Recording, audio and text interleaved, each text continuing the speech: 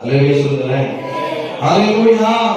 எனக்கு பிரியமான கர்த்தருடைய பிள்ளைகளே, காண்கிறேன் தேவ சமூகத்துல இருக்கிற மாதிரி ஒரு சந்தோஷம் எங்கேயுமே பார்க்க முடியாது. எந்த இடத்துலயும் பார்க்க முடியாது. ஒரு 10 பேரும் கூடி பேசணும்னா சந்தோஷமா இருக்கலாம். அது எவ்வளவு இருக்கும்? நம்ம எவ்வளவு பேசுறோமோ அவ்வளவு சந்தோஷமா இருக்கும். அதுக்கப்புறம் எல்லாம் கிளம்பி போயிட்டாங்கன்னா வீட்டுக்கு வந்துடும். அப்புறம் சந்தோஷம் இருக்குமா? வாய்ப்பே சந்தோஷம் இருக்காது. அது நினைச்சுட்டே இருப்போம்.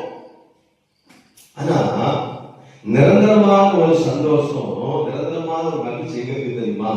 தேவ சமூகத்திலே கர்த்தருடைய பாதத்தில். அல்லேலூயா சொல்லுங்களேன். அல்லேலூயா. அவங்களே பிரியமான கர்த்தருடைய பிள்ளைகளே, வேதம் சொல்லுது, நீங்கள் என்னிலும் என் வார்த்தையில் உங்களிலும் நிலைத்திருந்தால், வார்த்தைக்குள்ள நான் இருக்கும் போது சந்தோஷமா இருப்பேன். ஆமென் சொல்லுங்க.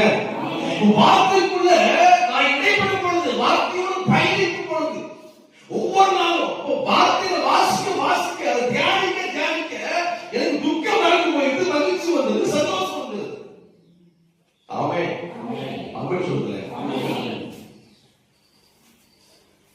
10 மாசம் ஒரு தாய் குழந்தையை சுமந்து இருக்கிறார். சந்தோஷமா சுமப்பா, தூக்கமாக சுமந்து எப்ப வெளியே வரும்? எப்படி எப்ப அந்த 10 மாசம் வேலை செய்ய முடியாது. தூங்கி இருக்க மாட்டா. வாங்கிட்டு வாங்கிட்டு வந்து